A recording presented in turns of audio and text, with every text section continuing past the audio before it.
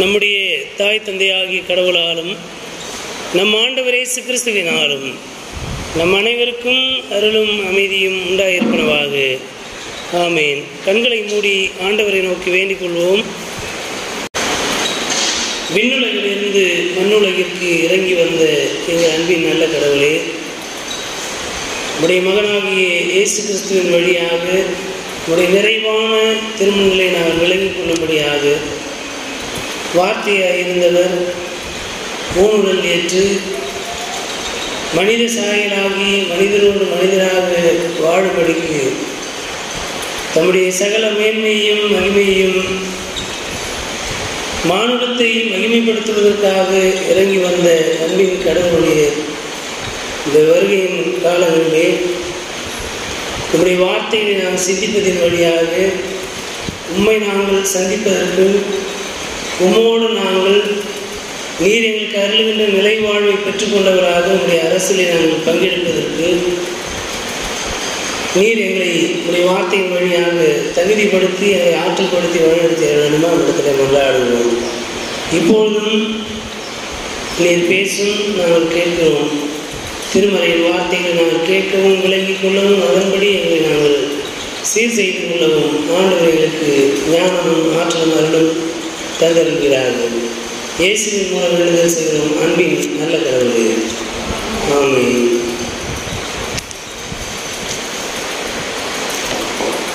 கிறிஸ்து வருகையின் 2ஆம் ஞாயிறு என்று சொல்லப்படுகின்ற இந்த நாளிலே படித்து சிந்திக்கும்படியாக முன்குறிக்கப்பட்டுள்ள செய்தி பகுதி தூய லூக்கா எழுதின செய்தி நூல் 21ஆம் பிரிவு 25ஆம் வசனம் முதல் 35ஆம் வசனம் வரை அடங்கிய பகுதியை நாம் படிக்க அனைவரும் எழுந்து நின்று கவனமாய் கேட்போம்.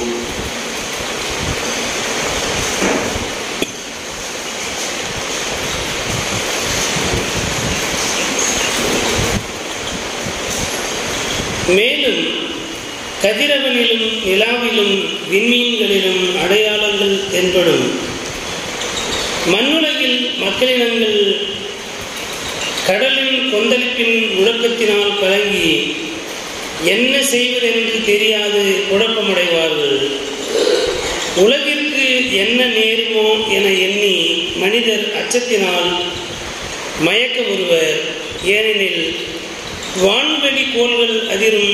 அப்போது மிகுந்த வல்லமையோடும் மாட்சியோடும் மானிட மகன் மேகங்கள் மீது வருவதை அவர்கள் காண்பார்கள். இவை நிகழத் தொடங்கும் போது நீங்கள் தலை நிமிர்ந்து நில்லுங்கள், ஏனெனில் உங்கள் மீட்பு நெருங்கி வருகின்றது. இயேசு அவர்களுக்கு மேலும் ஓர் உவமையை சொன்னார். அத்தி மரத்தையும் வேறு எந்த மரத்தையும் பாருங்கள். அவை தளிர்விடும் போது அதை பார்க்கும் நீங்களே கோடைக்காலம் நெருங்கி வந்துவிட்டது என அறிந்து கொள்கிறீர்கள். அவ்வாறே இவை நிகழ்வதை காணும்போது இறையாட்சி நெருங்கி வந்துவிட்டது என்பதை நீங்கள் அறிந்து கொள்ளுங்கள். அனைத்தும் நிகழும் வரை இத்தலைமுறை ஒழிந்து போகாது என நான் உறுதியாக உங்களுக்கு சொல்லுகிறேன். விண்ணும் மண்ணும் ஒழிந்து போகும், ஆனால் என் வார்த்தைகள் ஒழியவே மாட்டார். மேலும் இயேசு உங்கள் உள்ளங்கள் குடிவெறி களியாட்டத்தாலும் இவ்வுலக வாழ்க்கைக்குரிய கவலையினாலும் மந்தம் அடையாதவாறும் அந்நாள் திடீரென வந்து ஒரு கண்ணியை போல் உங்களை சிக்க வைக்காதவாறும் எச்சரிக்கையாய் இருங்கள். மண்ணுலகு எங்கும் குடியிருக்கும் எல்லார் மீதும் அந்நாள் வந்தே தீரும். ஆகையால் நிகழப்போகும் அனைத்திலிருந்தும் தப்புவதற்கும் மானிட மகன் முன்னிலையில் நிற்க வல்லவராவதற்கும் எப்பொழுதும் விழித்திருந்து மன்றாடுங்கள் என்றார் என்பவர்களே. வேதத்துக்காக தோத்திரம் கொண்டாவதாக தெய்வீக வார்த்தையை தீனம் எல்லோரும் பக்தியாக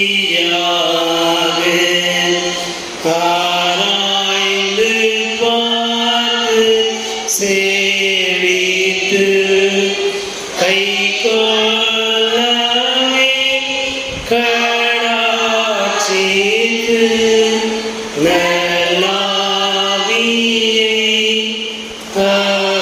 அளியும். அனைவரும் அமர்வோம்.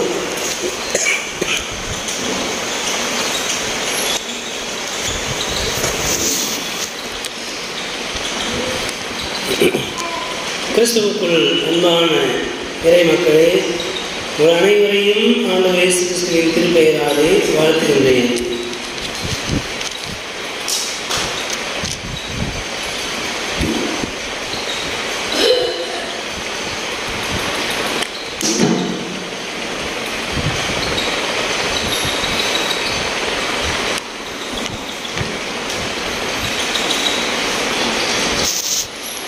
கிறிஸ்து வருகையின் 2ஆம் ஞாயிறு சொல்லப்படுகின்ற இந்த நாளிலே கிறிஸ்து வருகைக்கான அடையாளங்கள் என்ன, கிறிஸ்து வருகைக்கு நாம் நம்மை எப்படி ஆயத்தம் செய்து கொள்ள வேண்டும் என்பதை குறித்து இந்த நாளிலே சிந்திக்க இருக்கின்றோம். படிக்க கேட்ட இந்த நற்செய்தி பகுதியிலே 3 விதமாக இந்த பகுதி அமைந்திருக்கிறது. முதலாவது மானிட மகனுடைய வருகை. மானிட மகன் என்றால் யார் என்பதை திருமறையிலிருந்து நாம் பார்க்கிற போது, இயேசுவுக்கு பல பெயர்கள் உள்ளன.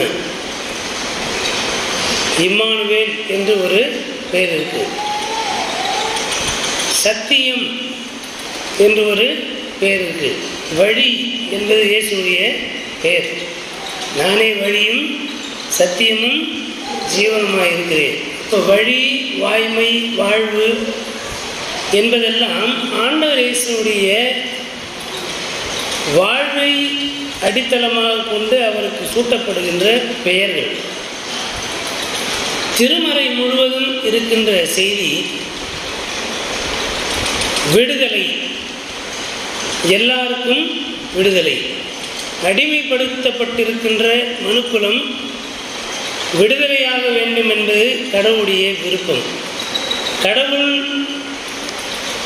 அனைத்து படைப்புகளையும் படைக்கிறார், மனுக்குலத்தையும் படைக்கிறார், தம்முடைய சாயலில் அதை படைத்தார். எல்லா படைப்புகளும் கடவுளுடைய நோக்கத்தை நிறைவேற்றுகின்றன. ஆனால் மனிதர்கள் தங்களுடைய கீழ்ப்படியாமையினாலே விழுந்து போன போது, விழுந்து போன மானுடத்தை அழிவுக்கு ஒப்பு கொடுக்காமல் அதை மீண்டும் கட்ட வேண்டும், மானுடத்தை மீட்க வேண்டும் என்பதற்காகவே ஆண்டவர் ஒவ்வொரு தலைமுறையிலும் அந்தந்த காலம் அந்தந்த இடத்திற்கு ஏற்ப சின்ன சின்ன விடுதலையாளர்களை ஏற்படுத்தி மீட்டுக்கொண்டே வருகிறார். ஆனால் ஆண்டவர் இயேசு முழு மானுடத்திற்குமான ஒரே மீட்பராக இருக்கிறார். அல்லேலூயா, அல்லேலூயா. விசுவாசிக்கிறீங்களா? முழு மானுடத்திற்குமான ஒரே மீட்பர் இயேசு. மேசியா என்றால் மீட்பர், கிறிஸ்து என்றால் மீட்பர். மேசியா என்பது எபிரேய வார்த்தை, கிறிஸ்து என்பது கிரேக்க வார்த்தை. கிறிஸ்டோஸ் என்றால் அனாயிண்டட் ஒன், அருட்பொழிவு பெற்றவர். மேசியா என்றாலும் அருட்பொழிவு பெற்றவர் என்பதுதான் பொருள். எதற்காக அருட்பொழிவு பெற்றிருக்கிறார் என்றால், விடுதலை பணி செய்வதற்காக அவர் அருட்பொழிவு பெற்றிருக்கிறார். எனவேதான் ஏசாயா 61ஆம் அதிகாரம் 1-2 வசனங்கள், லூக்கா நற்செய்தி நூல் 4ஆம் அதிகாரம் 16 முதல் 20 வரை அடங்கிய பகுதியிலே ஆண்டவர் இயேசு இந்த உலகத்திற்கு ஏன் வந்திருக்கிறார் என்பதை அவரே சொல்லுகின்ற போது, கர்த்தருடைய ஆவியானவர் என்மேல் இருக்கிறார், சிறைப்பட்டவர்களை விடுதலையாக்கவும், ஏழைகளுக்கு நற்செய்தியை அறிவிக்கவும், பசி உள்ளவர்களுக்கு உணவளிக்கவும், பார்வையற்றவர்களை பார்வையடைய செய்யவும், அடிமைத்தனத்தில் இருக்கின்றவர்களுக்கு விடுதலையை அறிவிப்பதற்கும் நான் இந்த உலகத்திற்கு வந்திருக்கிறேன் என்று சொல்லி ஆண்டவர் சொல்லியிருக்கிறார். ஆகவே மானிட மகன் என்பது இயேசுவுக்கு சொல்லப்படுகின்ற ஒரு பெயர், இயேசுடைய ஒரு பெயர். சன் ஆஃப் மேன் என்றாலே யார் தான்? இயேசுதான். திருமறையிலே எசேக்கியேல் இறைவாக்கு நூலிலே மனுப்புத்திரனே என்ற வார்த்தை பயன்படுத்தப்பட்டிருக்கு. இந்த மனுப்புத்திரன் மானிட மகன் என்பதெல்லாம் விடுதலை பணியை செய்கின்றவர்கள் என்பதைத்தான் குறிக்கிறது. இயேசுவை குறிக்கின்ற ஒரு அடையாள பெயர் தான் இந்த மனுப்புத்திரன் மானிட மகன் என்பதெல்லாம். ஆகவே மானிட மகன் வருகை என்பதை குறித்து சொல்லுகின்ற ஒரு பகுதியாக இந்த முதல் பகுதி இருக்கிறது. மானிட மகன் வருகை எப்படி இருக்கும், அதனுடைய அடையாளங்கள் என்ன? ஆங்கிலத்திலே discerning the signs of the time என்று ஒரு இறையல் உண்டு. Discerning the signs of the time, காலத்தை கண்டறிவதற்கான அடையாளங்களை கொண்டு காலங்களை கண்டறிதல். அப்போ அந்தந்த காலத்திலே ஒரு அடையாளம் இருக்கும். மேகம் வந்து மூடுதுன்னா மழை வரப்போகுதுன்னு அர்த்தம். வானவில் தோன்றுச்சுன்னா மழை நிற்க போகுதுன்னு அர்த்தம். இடி இடித்தா பலமான மழை பெய்ய போகிறது. காற்று அடித்தால் மழை வரப்போகுது. காற்று பலவிதமான காற்று, கீழே காற்று, மேற்காற்று, வாடை கீழே காற்று, கொண்டல் காற்று, தென்றல் காற்று, வாடை காற்று. 4 திசைகளிலிருந்து வருகின்ற காற்றுக்கு 4 விதமான பேர் உண்டு. தென்றல் காற்று, வெயில் காலத்தில் குளிர்ந்த காற்று வீசிச்சுன்னா மழை வரப்போகுதுன்னு அர்த்தம் இல்லையா? இப்போ இந்த மாதிரி இந்த அடையாளங்கள் சூழல்களை பார்த்து, வானத்தை அண்ணாந்து பார்த்து நேரத்தை கணிப்பது, இரவிலே நட்சத்திரங்களை விண்மீனையும் பார்த்து சீசன் காலங்களை அடையாளப்படுத்துதல். வளர்ப்பிறை காலம், தேய்ப்பிறை காலம். ஒரு நல்ல விஷயம் செய்யணும்னா, ஒரு தொழில் தொடங்கணும்னா என்ன பண்ணுறாங்க? வளர்ப்பிறையில் ஆரம்பிக்கிறாங்க. தேய்ப்பிறையில் ஆரம்பித்தா தேய்ச்சி அப்படிலாம் ஒன்றும் கிடையாது. பொறுப்புள்ள வேலைக்காரனாக இருந்தால் அது தேய்ப்பிறையாக இருந்தாலும் வளர்ப்பிறையாக இருந்தாலும் அந்த தொழில் வளரும். ஆமாம் தானே? தொழிலை தொடங்கும் போது வளர்ப்பிறையில் ஆரம்பிச்சுட்டு டெய்லி 10 மணிக்கு ஏஞ்சி போனாக்கா தொழில் விளங்குமா? விளங்காது இல்லையா? இப்போ தொழில் எந்த காலத்தில் தொடங்குகிறோம் என்பதை தாண்டி சரியான விதத்திலே நாம் வேலை செய்ய வேண்டும் என்பதை மனதில் கொள்ள வேண்டும். சீசன் என்று சொல்லுவதனாலே நேரங்காலம் பார்க்கின்ற இந்த ஜோசியம் இதெல்லாம் பார்க்குறாங்கல்ல, அதோடு ஒப்பிடுவது அல்ல. அஸ்ட்ராலஜி என்பது வேறு, அஸ்ட்ரானமி என்பது வேறு. அஸ்ட்ரானமி என்பது கோள்களை வைத்து அறிவியலாக இந்த உலகத்தை நாம் புரிந்து கொள்வது தான் அஸ்ட்ரானமி. ஜோசி என்ற பெயரால் நட்சத்திரங்களையும் கணித்து அதை வைத்து பிழைப்பு நடத்துவது, மக்களை ஏமாற்றுவது அஸ்ட்ராலஜி இல்லையா? ஆமாம் தானே? அஸ்ட்ரானமி என்பது அறிவியல் சார்ந்தது. அஸ்ட்ராலஜி என்பது மூட நம்பிக்கையோடு தொடர்புடைய, மக்களை ஏமாற்றுவதற்காக பயன்படுத்துவது. நாம் பேசுவது அஸ்ட்ரானமி. கிறிஸ்துவ வருகையினுடைய அடையாளங்கள் என்ன என்பது, வானத்திலே பலவிதமான மாறுதல்கள் நிகழும், நட்சத்திரங்கள் விழும். சரி, இதை எப்படி புரிந்து கொள்வது என்றால், முதலாவது ஒன்றை விலகி கொள்ள வேண்டும். ஏன்னா நாம் வாழ்கின்ற இந்த சூழலில் எப்படி அஸ்ட்ராலஜியன்ஸ் மக்களை மூட நம்பிக்கையில் ஏமாத்துறாங்க ஜோதிடக்காரங்க, அதே மாதிரி தான் பல போதகர்கள் இருக்கிறாங்க. உலகம் அழிய போகுது, அதனால் நீங்கள் சொத்து சேர்க்க வேணாம், வீடு கட்ட வேணாம், எல்லாத்தையும் என்ன பண்ணுங்கள், கொண்டு விற்று எல்லாவற்றையும் கொண்டு கோயிலில் வச்சுருங்க அப்படின்னு பாஸ்ட் சொல்லிட்டு என்ன பண்ணுவார், அவர் BMW காரு ஆடி காரெலாம் வாங்கி வச்சுன்னு விசுவாசிகள்லாம் சோத்துக்கு யாசகம் எடுக்கிற நிலைமையில் வச்சிடுறது. அது அல்ல. இப்போ கடைசி காலம் நெருங்கிவிட்டதுன்னு சொல்லி மக்களை அச்சுறுத்தி ஏமாற்றுகின்ற ஊழியர்கள் நிறைந்த, கள்ளப்போதகள் நிறைந்த உலகத்தில் தான் நாம் இருக்கிறோம். ஐயர் எப்படி இருக்காரோ அதே மாதிரி விசுவாசியம் நல்லா இருக்கணும். விசுவாசம் நல்லா இருந்தால் தான் போதகர்கள் நல்லா இருக்க முடியும்.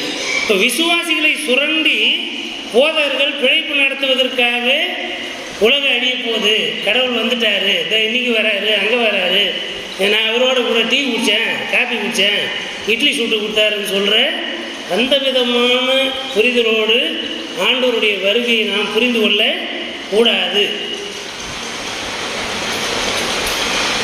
இங்கே மானிட மகனுடைய வருகை குறித்த அடையாளங்கள், வானத்திலே நட்சத்திரங்கள் விடும், நிறைய அடையாளங்கள் இருக்கிற போது அதை எப்படி புரிந்து கொள்வது? முதலாவது ஒன்றை விளங்கிக் கொள்ள வேண்டும். உலகம் ஒரே நேரத்தில் மொத்தமாக அழியாது என்ற உண்மையை நாம் மனதில் வச்சுக்கணும். அதை நீங்கள் மனதில் வச்சாதான் கடவுள் வருகை எப்பொழுது இருந்தாலும் நான் அவருடைய பிள்ளையாக அவருடைய வார்த்தையின்படி வாழ்ந்து கொண்டே இருப்பேன். முழு உலகமும் ஒரு காலமும் அழியாது. வசனம் என்ன சொல்ற? வசனத்தை படிக்கும்போது நம்ம 2வது பகுதியில் நான் அதை சொல்கிறேன். முதல் பகுதியில் அங்கங்கே இன்றைக்கு இருக்கிற டெக்னாலஜியோடு நம்ம அதை புரிந்து கொள்கிற போது, இன்றைக்கி ஏவுகணைகளை இப்போ நம்ம படிச்சிருக்கிறதுனால இது ஒரு வானத்தில் ஒரு புகை மண்டலமாக இருந்துச்சுன்னா என்ன பண்ணுறோம்? இப்போது ராக்கெட் போயிருக்குது அப்படின்னு சொல்கிறோம். நம்மளே சின்ன பிள்ளையாக இருக்கும்போது என்ன யோசிச்சிருப்போம்? நட்சத்திரம் போயினே இருக்குது, பின்னால் புகை விட்டுக்கிட்டே போகுது, சொல்லியிருக்கிறோமா இல்லையா? அப்போது நட்சத்திரம் அது பார்த்து அது அந்த மண்டலத்தில் அது என்ன பண்ணும்? அது உலாவிக் கொண்டே இருக்கும். செயற்கைக்கோள்கள் போகின்ற போது அது அதனுடைய அந்த எரிவாயு அந்த புகை தான் என்ன பண்ணுது? பின்னால் போயிட்டே இருக்குது. அப்போது அறிவு சார்ந்து பார்க்கிற போது நம்ம குழந்தையாக இருக்கும்போது ஒரு விதமாக புரிந்து கொண்டோம். நாம் அறிவியலுக்கு உட்பட்டு வளர்ந்திருக்கிற போது முதலாவது முழு உலகம் அழியாது என்ற உண்மையை மனதில் கொள்ள வேண்டும். நட்சத்திரங்கள் விடும், விண்மீனிலும் சந்திரனிலும் மாற்றங்கள் நிகழும். இவையெல்லாம் நிகழுகின்ற போது இப்போ அறிவியல் ரீதியாக அந்த காலத்தில் நமக்கு தெரிஞ்ச வரைக்கும் கிராமத்தில் இருக்கிறவங்க வளர்ப்புற தேய்ப்புற தவிர வேறு என்ன தெரியும் நிலாவில். ஆனால் படிச்சிருக்கிறதுனால இப்போ என்ன பண்ணுறோம்? ஆம்சாங் நிலாவில் கால் வச்சார். இப்போ அடுத்தடுத்த தலைமுறை போய் நிலாவில் சந்திரனில் காலை வைக்கிறாங்க, செவ்வாய் கிரகம் வரைக்கும் போகிறாங்க. இந்த அறிவுக்குள்ளாக நாம் வந்திருக்கிறோம். ஆகவே உலகத்தின் முடிவு என்பது ஒரே நேரத்தில் முழு உலகமும் அழிந்துவிடும் என்று எண்ணுவது கூட ஒரு மூட நம்பிக்கை தான். அழிவு எப்படி நிகழ்ந்து கொண்டிருக்கிறது? மனிதருக்கு விரோதமாக மனிதர்கள் எழுப்புகிறார். ஒரு தனி மனிதனா உள்ளே வரும்போது எனக்கே ஒரு கோபம். கோவில் நடக்கிற நேரத்தில் பஸ்ஸை கொண்டாந்து இப்படி நிறுத்தி வச்சுருக்கேன். ஒரு யதார்த்தமான நம்ம ஒரு போதகராக ஆராதனை நடத்துகிற நேரத்தில் இப்படி ஒரு டிஸ்டர்பன்ஸ் இருக்குது அப்படின்றது.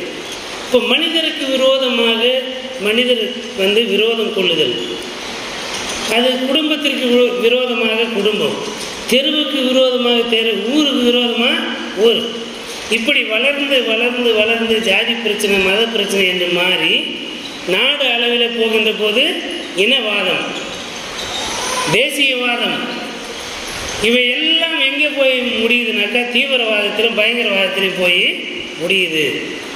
அப்போ நாட்டுக்கு நாடு, இனத்திற்கு இனம் அழிவை ஏற்படுத்தி மக்கள் அழிந்து கொண்டே இருக்கிறார்கள். அழிவு நிகழும் போதெல்லாம் நாம் மனதில் கொள்ள வேண்டியது, முடிவு வந்துவிட்டதுன்னு படிக்கிறோம் இல்லையா? இந்த அழிவு ஏற்படுத்துகின்ற மனநிலையுடைய இந்த உலகத்தின் அரசு இருக்குல்ல, இந்த அரசுக்கு முடிவு வரும். இனத்திற்கு இனம், ஜாதிக்கு ஜாதி, மதத்திற்கு மதம், நாட்டுக்கு நாடு விரோதத்தை எழுப்பி அதன் மூலமாக தங்களுடைய ராஜாங்கத்தை தக்க வைத்துக் கொள்கிறார்கள் அதிகாரத்தில் இருக்கிறவர்கள். இந்த விதமான பிரிவினைவாதத்தை தூண்டி அதை வன்முறையாகவும் தீவிரவாதமாகவும் பயங்கரவாதமாக மாற்றுகின்ற இந்த உலகத்தின் அதிபதிகள் செய்கின்ற ஆட்சிக்கு முடிவு வரும். அதன் பின்னர் ஒரு புது தொடக்கம் இருக்கிறது. அல்லேலூயா, அல்லேலூயா. எங்கெல்லாம் முடிவு இருக்கிறதோ அங்கெல்லாம் ஒரு புது தொடக்கம் இருக்கிறது என்பதை நாம் மனதில் கொள்ள வேண்டும். கிறிஸ்து வருகையின் காலத்திலே முடிவு முடிவு முடிவுன்னு பேசிங்கன்னா எப்படி மகிழ்ச்சி இருக்கும்? அப்போ ஒரு முடிவிலே ஒரு புதிய தொடக்கம் இருக்கிறது. இந்த மனித இனங்களை அழிக்க வல்ல இந்த உலகத்தின் அதிபதிகளுடைய ஆட்சி அதிகாரங்கள் எல்லாம் ஒழிந்து மேசியாவினுடைய ஆட்சி தொடங்கும். அந்த ஆட்சி வருகின்ற போது நாம் எல்லாருமே இன பாகுபாடு, மொழி பாகுபாடு, தேசிய பாகுபாடு இல்லாமல் முழு மானிடமும் கடவுளின் பிள்ளைகளாக கடவுளை தொழுது கொள்வார்கள் என்கின்ற சத்தியத்தை தான் நாம் கிறிஸ்து வருகையிலே அறிந்து கொள்வதற்கு அழைக்கப்படுகிறோம். அல்லேலூயா. மேசியா அரசராக வந்து ஆளுகை செய்கிற போது முழு மானிடமும் அவரால் மீட்பு பெற்று எந்த விதமான பாகுபாடும் இல்லாத ஒரே கடவுளின் மக்களாக நாம் இருப்போம் என்கின்ற சிந்தனையை கிறிஸ்து வருகையின் காலங்களில் நாம் அறிந்து கொள்ளவும் அதை புரிந்து கொள்ளவும் அதன்படி வாழ்வதற்கு நாம் அழைக்கப்படுகிறோம். ஆகவே ஒரே கடவுள் தம் ஒரே மகன் வழியாக இந்த உலகத்திலே வந்து மேசியாவாக ஆட்சி செய்து ஒரே மக்களினமாக கூட்டி சேர்க்க வருகின்ற போது நாம் அதற்கு நம்மை ஆயத்தப்படுத்திக் கொள்ள வேண்டும். எனக்குள்ளாக இருக்கின்ற சக மனிதருக்கு எதிரான விரோத மனப்பான்மைகள் எல்லாவற்றையும் நான் அகற்றிவிட வேண்டும். அப்படி அகற்றிவிட்டு ஆண்டவருக்கு என்னை ஒப்பு கொடுக்கிற போது ஆண்டவருடைய வருகையினுடைய மகிழ்ச்சியை நான் பெற்றுக்கொள்ள முடியும், உணர்ந்து கொள்ள முடியும், எல்லாருக்கும் அதை பறைசாற்ற முடியும். எல்லாரும் அந்த மகிழ்ச்சியில் பங்கெடுப்பதற்கு பரந்த மனப்பான்மையோடு அனைவரையும் கூட்டி சேர்க்கின்ற நபராக நான் இருப்பேன் என்கின்ற சிந்தனையை நாம் அறிந்து கொள்ள அழைக்கப்படுகிறோம். இரண்டாவது பகுதிக்குள்ளாக வருகிற போது இயற்கையிலிருந்து ஒருவேளை வானத்தில் என்ன நிகழ்து அப்படின்றத நாம் கண்டறிவதற்கு நாம் யாரும் இப்போ சேட்டலைட்டில் போக போகிறதில்ல. அந்த அளவுக்கு நாம் படிக்கலை, நமக்கு அந்த வாய்ப்பு கிடைக்காமல் போகலாம். ஆனால் எளிமையான முறையில் அடுத்த ஓமை ஆண்டவர் சொல்கிறார். சாதாரணமாக நீங்கள் நடந்து போகிறீங்க, ஒரு அத்தி மரம் துளிர் விடுகின்ற போது அந்த அத்தி மரத்தை பார்க்கிற போது இப்பொழுது இலை புதிர்காலம், வசந்த காலம் வந்துவிட்டது, இனி அதிலே ஒரு கனிகள் தோன்றும் என்ற நம்பிக்கை உண்டாகிறது இல்லையா? அதுபோல ஆண்டவருடைய வருகையை அறிந்து கொள்வதற்கு அந்த அறிவை உடைய மக்களாக இருப்பதற்கு நாம் அழைக்கப்படுகிறோம். ஆண்டவருடைய வருகையை அறிந்து கொள்வதற்கு என்ன செய்வது? அத்திமரத்தை பார்க்கிற போது அது பசுமையாக இருக்கிறதை கண்டால் இனி அது கனியை கொடுக்கும். ஏனென்றால் இப்போ வசந்த காலம் வந்துவிட்டது என்று காலத்தை கணிக்க முடியும். ஆண்டவருடைய வருகையை நாம் எப்படி அறிந்து கொள்வது என்றால் ஒன்றே ஒன்றுதான். நாம் கவனிக்க வேண்டிய ஒன்றே ஒன்று, கடவுளுடைய வார்த்தையை கேட்டுக்கொண்டே இருக்க வேண்டும், கடவுளுடைய வார்த்தையை படித்து கொண்டே இருக்க வேண்டும், கடவுளோடு பேசிக்கொண்டே இருக்க வேண்டும். அவர் நம்மோடு பேசிக்கொண்டே இருப்பார். அப்பொழுது நம்முடைய உள்ளத்திலே கடவுளுடைய வருகை இருப்பதை நம்மாலே உணர்ந்து கொள்ள முடியும். கடவுளுடைய வருகை வரணும்னு ஏன் நினைக்கிறோம்? மகிழ்ச்சியாக இருக்கும், எல்லாருக்கும் ஆசீர்வாதம் இருக்கும், எந்த குறையும் இருக்காது. அதான் நம்முடைய நம்பிக்கை. கிறிஸ்மஸ் காலம் வந்துவிட்டால் மகிழ்ச்சி, ஆசீர்வாதம், ஒருவரோடு ஒருவர் அன்போடு பழகுவதற்கான காலம், மகிழ்ச்சியை பகிர்ந்து கொள்வதற்கான காலம். குடும்பத்திலே ஒரு குழந்தை பிறந்து விட்டால் அதனாலே அந்த குடும்பத்திலே பல பிரச்சனைகள் தீரும் இல்லையா? கணவன் மனைவி இருக்கிறாங்கனாக்க குழந்தை இல்லாமல் இருந்தால் ரொம்ப நாளைக்கு அந்த குடும்பம் ஒன்றாக இருப்பது என்பது மிகப்பெரிய சவாலாக இருக்குது இந்த உலகத்தில், இந்த தலைமுறையில். நம்ம என்னதான் குழந்தை பெறுவதற்கு வாய்ப்பு இல்லையா, சரி போயிட்டு ஒரு பெற்றோர் இல்லாத ஒரு குழந்தைய எடுத்து வளங்க அப்படின்னு சொல்லணும். ஆனால் இப்போ அறிவியல் டெக்னாலஜி என்ற பெயரில் மிகப்பெரிய ஒரு கார்ப்பரேட் மோசடி நடைபெற்று கொண்டே இருக்குது. பிள்ளை பெறுவதற்கு வாய்ப்பே இல்லைனாலும் உங்களுக்கு நாங்கள் கரு உருவாக்கம் செய்து குழந்தை செல்வத்தை பெற்றுக்கொள்ள நான் உதவி செய்கிறேன்னு எத்தனையோ லட்சங்களை பறித்து கொண்டு எத்தனையோ குடும்பங்கள் பணத்தையும் குழந்தையும் பெறாமல் தங்களுடைய பொருளாதாரத்தை இழந்து மகிழ்ச்சி இல்லாமல் பிரிந்து போகின்ற குடும்பங்கள் நிறைய இருக்கின்றன. அப்படிப்பட்ட சூழலில் இருந்து பார்க்கிற போது குழந்தை செல்வம் என்பது எவ்வளோ பெரிய ஆசீர்வாதம். அது எந்த அளவில் குடும்பத்திலே சமாதானத்தை கொண்டு வருகிறது, எவ்வளவு கூட்டுறவை ஏற்படுத்துகிறது, எத்தனை உறவுகளை கூட்டி சேர்க்கிறது. பெற்றோர்களுக்கும் இப்போ வீட்டில் வந்து நாத்தனாருக்கும் அன்றைக்கும் சண்டை, மாமியாருக்கும் மருமகளுக்கும் சண்டை, மகளுக்கும் கூட பிறந்தவங்களுக்கு சண்டை. எந்த சண்டை இருந்தாலும் அந்த வீட்டில் ஒரு குழந்தை இருந்தால் நம்மக்கிட்ட ஒப்புரவாகுவதற்கு அந்த குழந்தை ஒரு மீடியேட்டராக அது ஒன்றுமே பண்ணாது. அது பாட்டு குறுக்க நடுக்க நடக்கும். ஒருத்தர் பார்ப்பாங்க, கில்லுவாங்க, முத்தம் கொடுப்பாங்க. அப்படி செய்வதின் வழியாக அவர்கள் மீது நமக்கு இருக்கின்ற கோபத்தை அது தனியே செய்யும். என்கிட்ட அவங்க அன்பு செலுத்த அவனுக்கு ஏதோ ஒரு சங்கடம் இருக்கிறது. ஆனால் அந்த குழந்தையை கொஞ்சுவதன் மூலமாக நான் உன்னோடு ஒப்புரவாதத்துக்கு நான் தயாராக இருக்கிறேன், என்னை ஏற்றுக்கிறதுக்கு தயாராக இருக்கிறியா என்ற கேள்விதான் அந்த செயலில் இருக்கிறது. அப்போ ஒரு குழந்தை பிறப்பின் வழியாக குடும்பத்திலே சமாதானம், உறவுகளிலே கட்டுமானம்.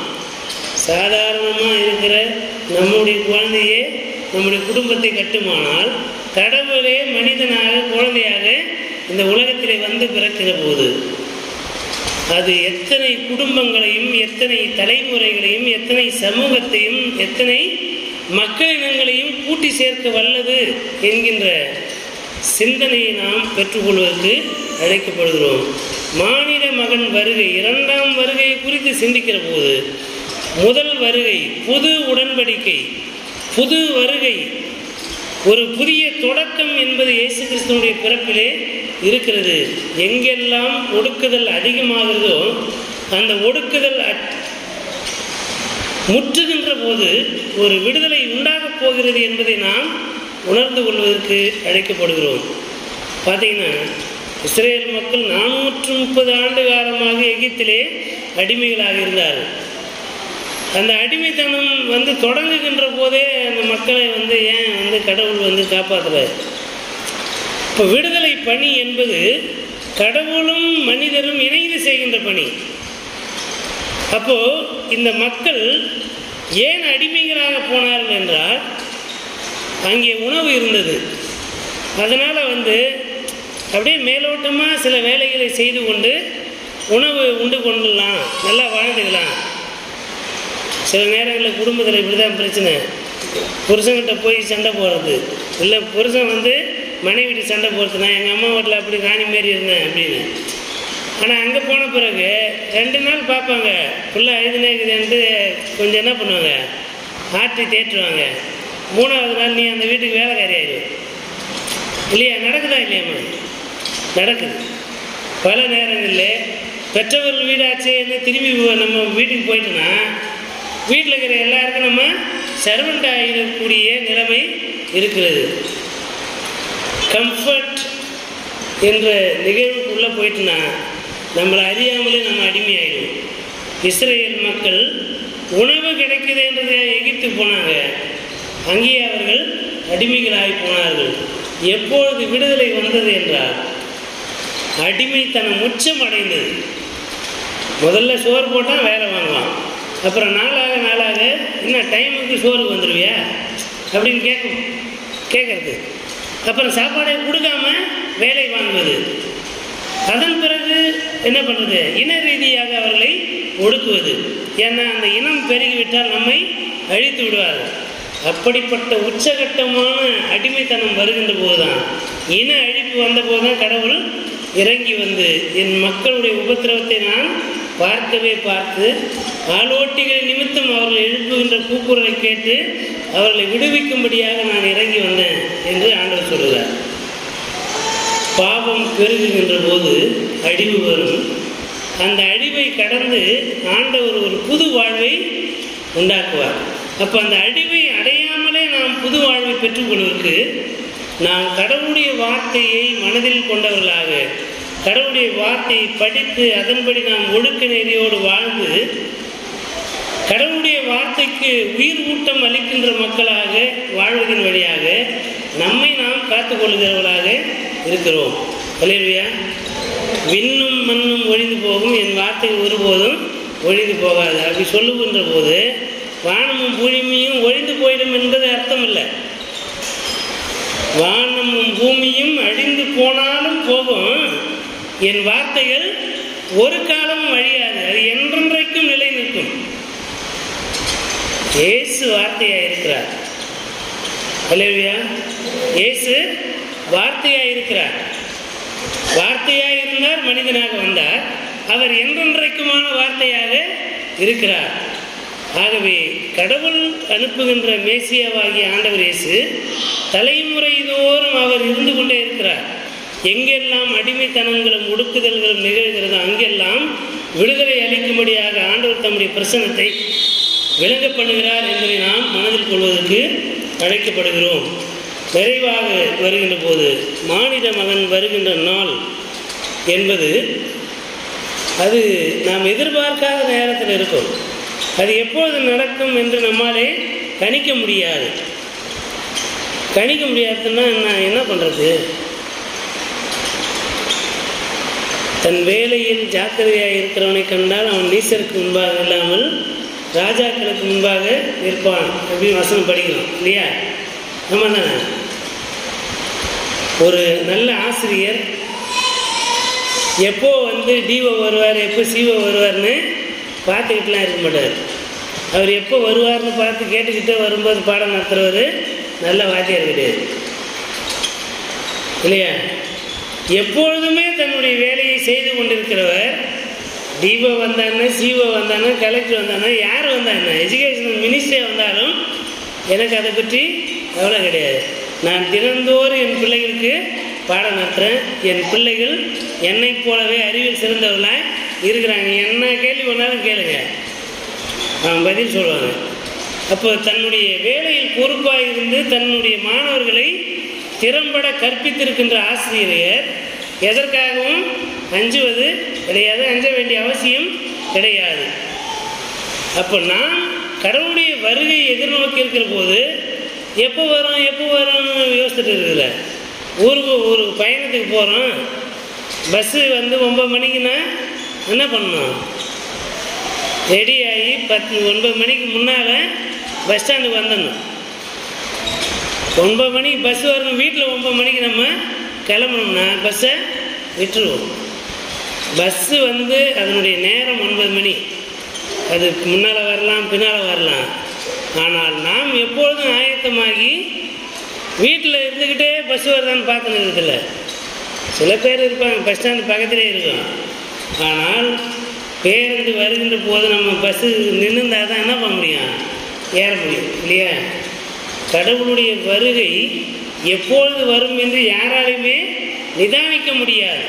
அப்படி இருக்கிற போது நாம் எப்பொழுதும் ஆயத்தமாக இருக்க வேண்டும் என்பதைத்தான் இந்த நாளிலே அறிந்து கொள்ள அழைக்கப்படுகிறோம். மேசியாவினுடைய வருகை, குழந்தை இயேசுவிலே கடவுள் மனிதனாக பிறக்கிறார். அந்த குழந்தை பிரசவிப்பதற்கு என்னெல்லாம் ஆயத்தம் செய்யணும்? டெலிவரி டேட்டு ஃபிக்ஸ் பண்ணிட்டா என்ன பண்ணுவோம்? என்னென்னலாம் வேணும்? துணி என்னது, அதற்கான சானிடைசர், எல்லா விதமான பொருட்களையும் ஆயத்தப்படுத்தி கொண்டு ஒரு வாரம் முன்னாலே போயிட்டு என்ன பண்ணிடுவான்? அட்மிட் ஆகிடுவோம் இல்லையா? ஏன்னா அங்கே போயிட்டாக்க அங்கே பாதுகாப்பு இருக்கிறது. நம்ம இடத்துல இருந்துன்னு 7ஆம் தேதி டாக்டர் வர சொல்லிக்கிறோம், 7ஆம் தேதி ராத்திரி வரைக்கும் உட்காந்து முடியுமா? திடீர்னு முன்னால் டெலிவரி ஆகி ஏதாவது சிக்கலாகி போச்சுன்னா உயிருக்கு ஆபத்து.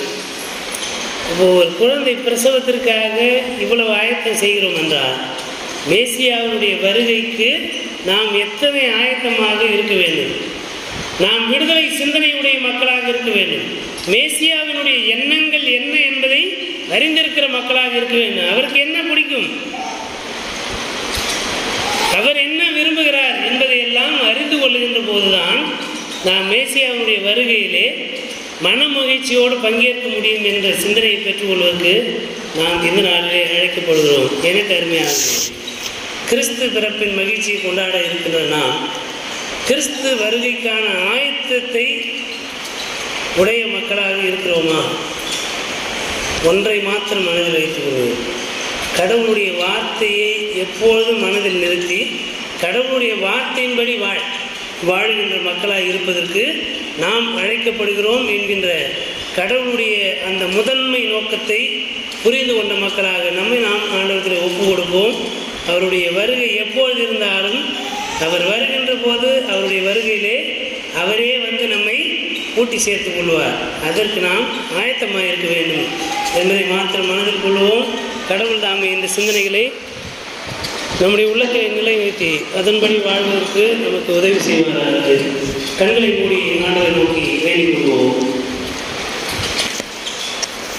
எல்லா நன்மைகளுக்கும் ஆசீர்வாதம் ஊற்று காரணமாக இருக்கிற அன்பின் ஆண்டவரே, இந்த 2024ஆம் ஆண்டிலே ஒரு புதிய கிறிஸ்து வருகையின் காலங்களாக அடியெடுத்து வைத்து கிறிஸ்து பிறப்பின் மகிழ்ச்சியை கொண்டாடுவதற்கு நாங்கள் ஆயத்தமாக இருந்த இந்த காலங்களில் நாங்கள் உங்களுடைய வார்த்தையின்படி நாங்கள் வாழவும் எப்பொழுதும் எங்களுக்கு நியமிக்கப்பட்டிருக்கின்ற பணியிலே அழைப்பிலே நாங்கள் கண்ணும் கருத்துமாக பொறுப்புள்ள மக்களாக எங்களுடைய பணியை செய்து நிறைவேற்றி உமக்கு உகந்த பிள்ளைகளாக நாங்கள் நன்னடத்தையோடு வாழ்ந்திட எங்களுக்கு ஆண்டவர் அருள் செய்த வேண்டுமா இடத்திலே மன்றாடுகிறோம்.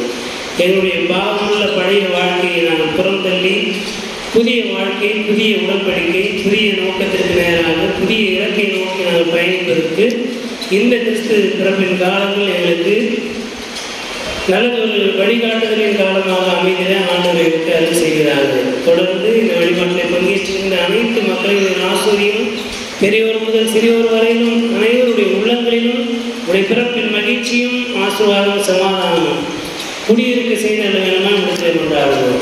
எல்லாவற்றையும் திருக்கத்துக்கு ஒப்புகிறோம். இவரை ஆண்டு கொள்ளும் வயதுக்கு பலப்படுத்தும் காத்துக்கொள்ளும்.